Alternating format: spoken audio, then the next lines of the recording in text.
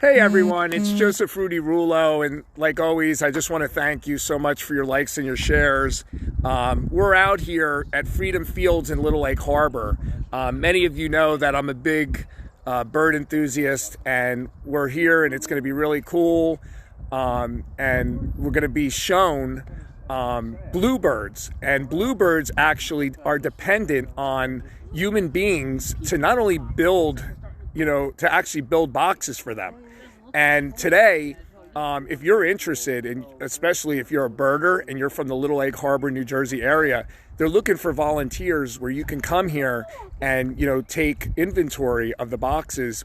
They do it once a week, but sometimes some of the volunteers can't come, so they need people to come and look at them.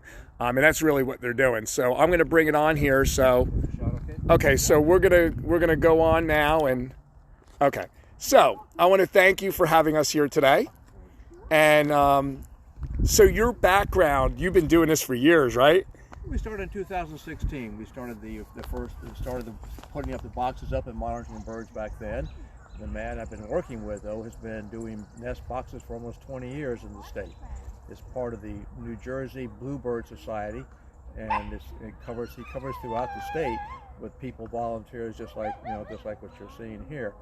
And it breaks it down by county, and he's been very successful with getting people to come out and basically monitor. And he also bans the birds. That's an additional step with a ban from the U.S. Fish and Wildlife Service. So if they find the bird, later on you can have the band to tell them that it was banned. And now I'm not doing that here. I'm just trying to get as many birds fledged as we can.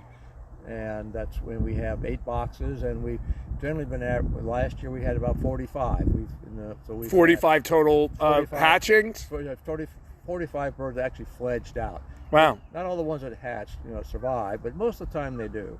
But we had actually 45 left the nest, and so that was pretty good. I want to add that I did read on your article that in the 1970s, these birds could have gone extinct if it wasn't for what you guys were doing. Sure. Well, again, because the birds are specialists. They use nest boxes to raise their young. I told people they're dependent on us, right? Right. So because tree cavities just aren't as common, and then even if they had a tree cavity, they would be in competition with other birds, such as titmice, chickadees, or even the sparrows around your house. They like to use it. So we're here to basically try and help them along in terms of being sure they got a clean box to go in and clean the box after they're done.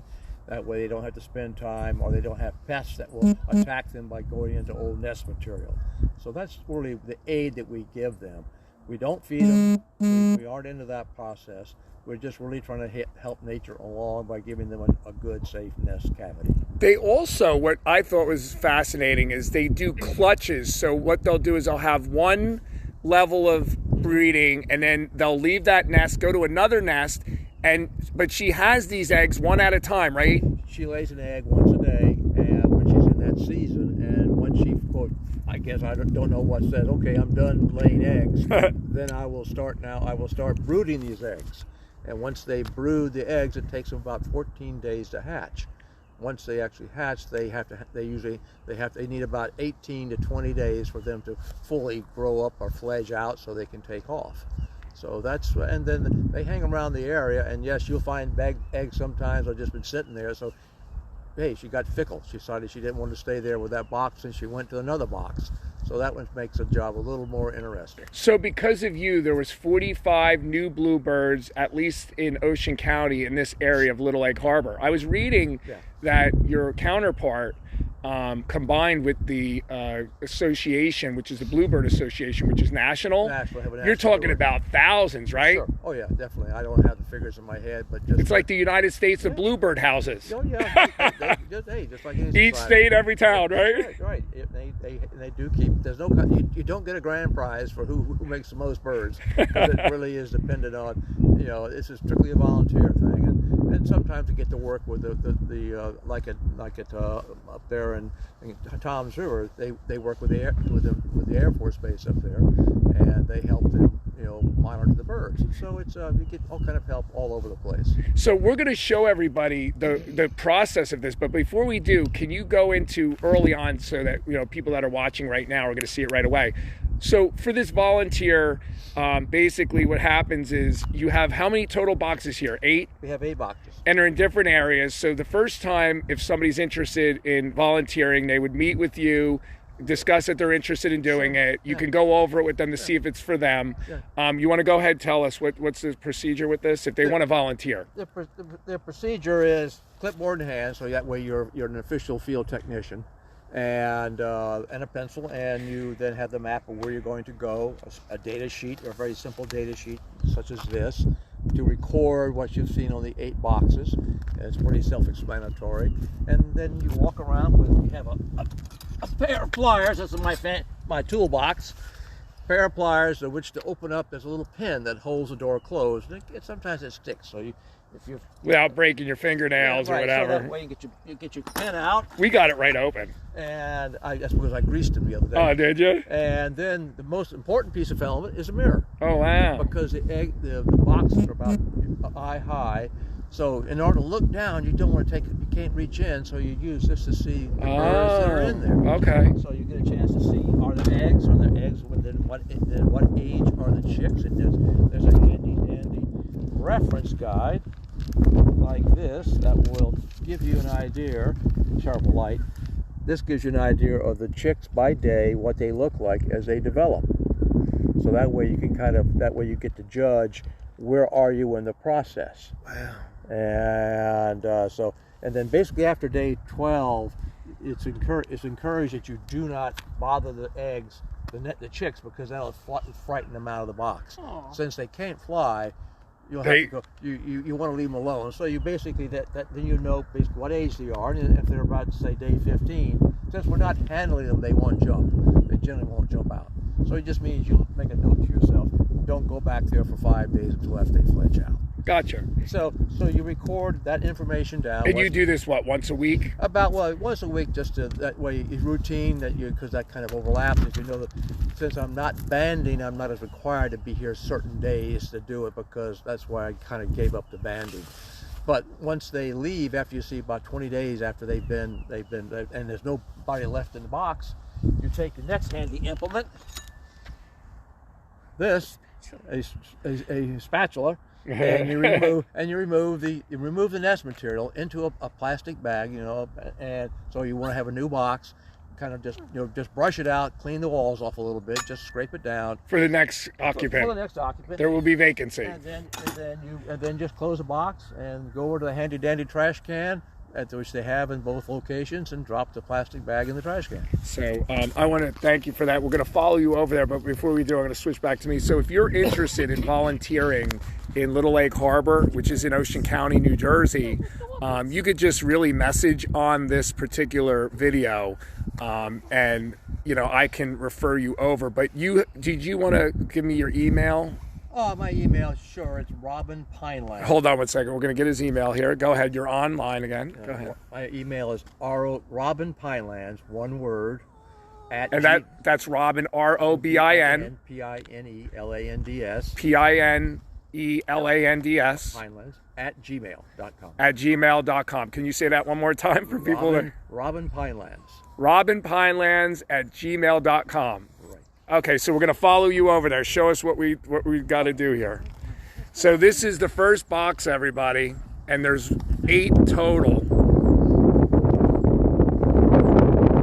And what's really neat is now, would I be able, and by the way, his name is Robin, and he's a bird guy. Isn't that interesting? Now, We'll take advantage of what I do. Yeah, right. And now the bottom line is, like, could I have a box like this in my backyard? Yes, you can have a box like this in your backyard. You can have, because we have a wide space like this in our backyard, because it's a town home, and everybody shares a yard, but it's huge. It's like this big. They'll just come anytime, huh? Oh, hold on. Yeah, let me get over here. Wow. There's 2 eggs in there. And that's why I bring this, so we can actually see them. So they haven't hatched yet. So that was upside down? Is that how it Well, was? yeah, it's just upside Oh, down. I'm sorry. You're using I didn't know you were using a mirror. Yeah, I thought it was up in the air. I'm like, I thought it was like, I thought it was glued on top or something. You can see why I have to use a mirror, because I can't see otherwise. Oh, wow. I don't want disturbance. I don't want to be reaching in. I don't want to be messing with So it. these are bluebird eggs. Yep, they are bluebird eggs. And now, is this one nest? Just one nest. Okay, so because you took out the old one. Oh yeah, they were all clean about a month ago when I came back here after the winter. I basically checked them all. I cleaned them all out at the end of the season, the end of August versus September. Cleaned them all out, and then they just stayed empty because I came back first part of April. So can you show them again? So when you come up to this, all you did was basically pull the nail out. Pull this nail out and open it up. Open it up. That's all they do. Now, sometimes when you first come up, and if there's a bird in here, it'll actually look out the hole and see you. Oh, really? When the bird comes? Yeah. That's what I want to see. And then she'll get out. Generally, you kind of come up, and some people actually knock on kind of do this to just kind of say, okay, it's time to get out, dear. Knock, knock, who's there? Right. And then sometimes I've actually had them sit in there. Some don't want to come out, so you open the door very, very calmly and stand about off a little bit, just because they'll come out like this. And that's what they're going to do. They'll fly out. They'll just fly out. So you don't want to shut the door on her. Just leave the door open, and she'll take off. And they'll come back after you shut it. Yeah, they'll go sit up on the corners. And they know you're here to kind of. Yeah, they won't. They don't attack. They're not like a any other bird would. Not like a mockingbird. Blue jay. Blue jays would come after you. They'll just sit there and kind of fuss at you. And I have had them when I was banding the bird and had the young in my hand. They would actually come by and you could hear them kind of fluttering around above you. So, but that's anyway. So they aren't vicious. They won't bite you. And then I put the pin back in, just be sure it's closed, and then I record what I have found for that site in my notebook, in my clipboard. That's what we do. All right. So basically, that nest that we saw where we went, right? It was about this big only. Half of the size. And it looked like it wasn't even forming yet. Yeah, that's brand new. They're bringing it there. Somebody is. She may change her mind. Who knows? But you clean that, so the fact that there's stuff in there says that there's something going on in there. Well, yeah, that means somebody's interest. Now, now last week when I was out here, there were no eggs in there. Ah. So now I can see on this one, I now have 2 eggs, so I can record 2 eggs, and I know it's a bluebird, and so I can put bluebird, and that's about it. So that's so. Since I was here last week, she decided to lay 2 eggs in here. Wow. That's all I can. That's the only thing I really need to record, because the nest then was about 3 inches high. How are the ticks out here? Oh, they're not right now. As long as you're not in tall grass, it's not bad. But they only have 1 box that's really any kind of tall grass, and it's over the corner over there. So it's not. Ticks are. There's no trees here. There's no shrubs. Yeah, exactly. So you're not going to have a not like the other day when we were doing the cleanup. Forget it. Cleanup, but you never know. You just walk along a trail, and the place you where get ticks anywhere. Are, place where ticks are is generally when you walk along tall grass, when the grass is overhanging the trail. I think it's more dangerous when you're outside. A lot of seniors, they're like in Holiday City in Bayville. Mm-hmm. They'll go out to eat and they don't check themselves all the time. That's when it's like somebody like you're checking yourself all the time. Yeah, you know about it. And you should be putting my socks are too short today. Put your pants legs into your socks. Open the sock up and push them. You know what I do? I just do it like this because I can feel them. Sure, you can feel them. But it's not a big. That's about the only thing. Like when you're clamming, you feel the clams. I can feel them going up my leg. I'm like, see ya. Treading. But anyway, so there's nothing. That's really nothing out here. Mosquitoes are not bad because we're enough far away from the water. This is a good place because you have the open field, you have a tree line where they can sit in the tree line. So you have insects here. You also have a little pond over here, which gives more insects in here. Oh yeah. So that's what the bluebirds eat, are insects. Okay, so they like insects, and also, do they have any natural predators? Besides the hawks, and we had 1 box where a hawk actually had pretty much demolished. She'd gone after the bluebird. Wow. Well, I mean, hawks. We have enough raptors around here, forest hawks, that that's a endangered ape bird here. Wow. So and we were afraid to fly away from hawks. So you'll get a chance to see vultures out here. Do cats or dogs ever try to go up and get in there? Well, you see this post right? That's a spite. This is kind of a predator guard, and the more things are going to want the nest, the eggs themselves. Huh. So this is what's put on for like raccoons or skunks. If people don't do that, if they have just a bare pole, you can actually you can actually see claw marks on the side of the wood where the animals have come up and have tried to get in. We have a squirrel at our house. We have a box on it, and a titmouse is in there, and it's trying to chew its way in. What is it, trying to eat the eggs? It's trying to get to the eggs. What a son of a gun. So that's why you have this on here, it's just like a squirrel guard. And snakes too. Snakes will try and get up. Really? Yeah, snakes. So I haven't had them out here. I mean, I've seen a few snakes, but I've never had an animal try and get into one. I've never seen evidence. The only thing I've ever had was the hawk. Was the one hawk, which he probably hurt himself too when he hit it. I don't know what he was sitting in the trees off to the side, but just came back and found the stuff. And that's again why you come back out once a week. And something like that happens, which is rare, then you can deal with it. You can try and put the box back together again. Do bluebirds migrate? These here pretty much don't. We are in a part of the world where it's now, even before the change in the warming of the weather, bluebirds here stay. Like think of the robins. The robins in New Jersey really don't migrate because it's gotten warmer for them. They just spend the winter here.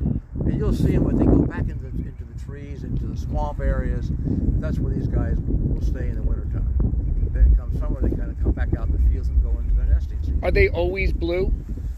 Yeah, well, the female's a little less blue, but they're always blue with a certain amount of red, and they have that light. It's kind of that light blue, and there's no other bird like them. You really can't. There can't be any real change. There's blue bunnies, but they're all blue.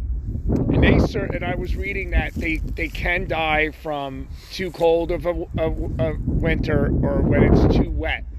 The difficulty there, they go into hypothermia, and if it's cold and wet, guess what doesn't come out? Bugs. And so then they basically starve. This is why some people will, if you want to attract bluebirds, you have them in your area. Mealworms, they love mealworms. Wow. So, see, they're like a robin. We have mealworms that we put out for our birds. Right, and they will go after those too. So some people have been known to put mealworms around the box when the young or weather is bad like that, because that's a stressful time for the adults trying to feed the young when it's cold. Oh, wow. Right there on the tree. She sees one, I can't see it. Right there, he just flew. Yes, it is. Wow, there's the bluebird. Watching her nest. What are you doing? There it is. She was close. Yeah, it's around. See the red breast? It's right there. Yeah, you see the red breast? That's a bluebird. It's waiting to get in its nest. Female. So we now know that the occupant is here. So we'll Keep an eye on things. We'll leave you. Very good eye there. Inside your car. That's a bluebird. That's probably the female. See, they have a little red breast. And then she turns red and then white on her belly. So when we leave, she'll come flying back. She'll come back in here. Her head's not very blue, so that's the female. We'll just walk away. Come on, baby. Let's go this way. Let's let the birdie come back. Come on. Let's let the birdie come back. So again, this is Robin Burr, and he is a bluebird expert in the sense of the amount of work he's put in, right? Well, I know enough to be dangerous, as I tell people. This work started as part of the Environmental Commission, like our Township Commission, and we got the permission of Ocean County Park to work in their land here, and so that's why we want to kind of carry it on. So it just basically people can also come out and see them, because if you walk around, you'll see the bluebirds. So you were saying the other place that you can find these are Lakehurst, New Jersey? Well, they're all over the state, as you probably read. They're everywhere, particularly down South Jersey. You go further south, and you have a lot more bluebirds down there. There's more open habitat down there, so they just, that's a good spot for them. But you will find them everywhere. But those are the two places, at least in Ocean County. Yeah, Ocean County. Well, other people up the other place that did it was Cape May. No, there's the park up in Barnegat, and I'm terrible with names. Wells Mills? Pardon? Wells Mills? I'm sorry, I'm sure Wells Mill, but the one that's closer than Wells Mill is a smaller park. It's an old cranberry bog. Oh yeah, we've been there. We've been there. Yeah. And she has boxes, and the lady there has boxes. So somebody takes care of that, like yeah, you. Right. Well, she's a park naturalist, and so she actually does it within her park. Oh. So but anybody can do it, and you don't have to report them. People put them up. boxes up. We actually can sell boxes to people if they want it, but generally, that's there are instructions. If you type in Bluebird on Google, you will find lots of instructions on Bluebird. So if you get a thing like that, it's basically you sell that whole piece like that. We aren't in the business. We'll do it as part of the monitoring effort. The man who runs this program he's got arrangements. Yeah, she's at the Right on box the now. fence. Yeah, she's on the fence line now. They love these fences. They send them fences. She's going to go back in the box there. See, we walked away. So here we are, the Bluebird, the mommy. Yeah, we're far enough away because they'll sit on these fence lines, and I'll come in here sometimes, and even once the young are fledged, they'll generally hang around. So sometimes There she is. Sometimes Now you don't feed them, right? No, I do not feed them. No, do not.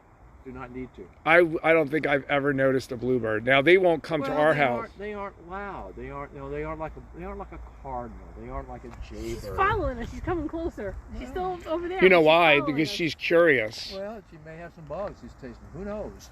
But yeah. So and they do have a nice little song, and I haven't heard it yet this year. But I'm not out every day, and where I live, I do not have bluebirds. Do you know how they do it? Can you do it? Can you... No, I don't. I'm not good. There's actually, if you go to the New Jersey Bluebird Society homepage, as soon as you open it up, you will hear the sound. New Jersey Bluebird Society. Just if you text it and you bring it up, you will hear the bluebird sound. Oh, that's awesome. And if you want to hear bird sounds, use the Merlin app, MERLIN app on your cell phone, and you pull up a bird. It also has the ability to play the song of that bird. Oh, wow. It's associated by the Cornell Ornithological Laboratory in Cornell University, and it's become.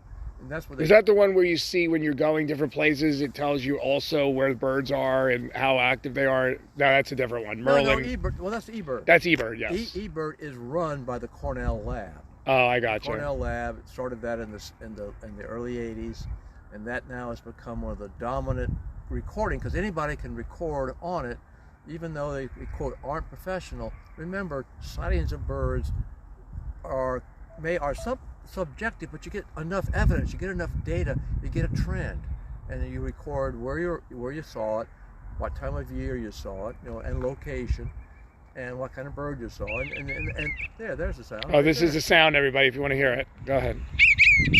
Yeah, that's the sound of That's a bluebird. That's on the page. Now, are bluebirds in all 50 states? As far as I know, yes. Now, as you go west, there are different species. There's a mountain bluebird. Out west, you have a mountain bluebird, and this is the eastern bluebird. Wow. And the mountain bluebird is a little different color. She's a dark, almost blue. And there are bluebird types around. They're a big thrush. They're like a small thrush, like the flowers.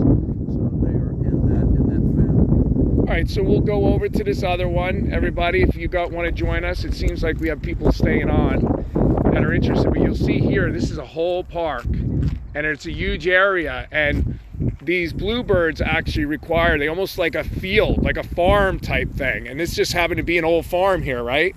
I'm not sure. Oh no, this is not a farm. As far as I know, could have easily been one. It's just woodlands. The township got the township with the county took this land over. They like areas though where they're going to have a lot of area to. Open area, open. It's like the mixed habitats. It's interesting because they would probably flourish in the inner cities if they had a park. I think they want more. They tend to like more habitat. I don't think it's not a big like if you go to New York City. Oh, you're saying they like Central Park, for example, maybe. They could. I don't know about it. I haven't gone to eBird to see if they're there. But yeah, eBird is a good way to go. Again, just get that. And another place to go see lots of birds if you haven't been is go to Forsyth. Forsyth National Wildlife Refuge in Galloway Township. Do they have bluebirds boxes? Yes, they have bluebirds there. They have a whole lot more. Oh, wow. Yeah, I go there all the time. So that's a good spot to go see birds. Yeah, I didn't realize they had bluebird nests there, though. Well, most people are after the birds along the marsh, so people don't go looking for them. Ah. So this box is not the best because you have trees growing up. You don't want to be inside the woods. So they are letting the trees grow here. But right now it's open enough for me. And this is the one.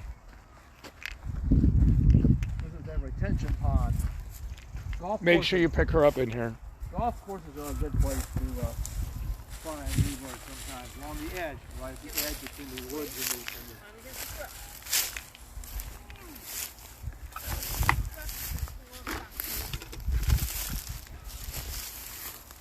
So again, he's gonna open it up. There's a nail. Anybody home? Oh yeah, it looks like there is. And there you go. 2 more eggs. Aw. Now, are those new? I can't tell. I really don't. I think. Or you just look at the box? I first look in the box and see what's in here, and then I'll see what I've recorded. So Gotcha. That's why I record this. So I mean. And he's using a mirror, just so you guys know. Before, I thought that the eggs were like in suspended animation upside down. Well,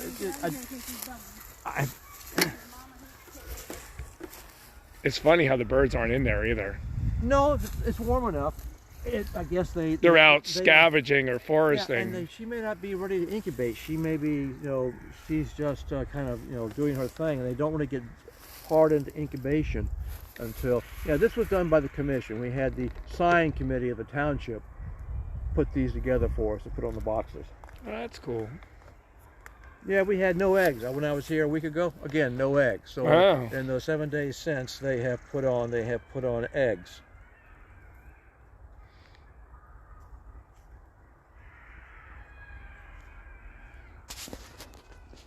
So that's good. Well, I'd like to thank everyone for joining. And if you do want to volunteer here in Little Lake Harbor, because I know this is going to be on some of the birding pages, you can go to, again, Robin Pinelands. Robin Pinelands, ROBIN Pinelands, PINLANDS @gmail.com.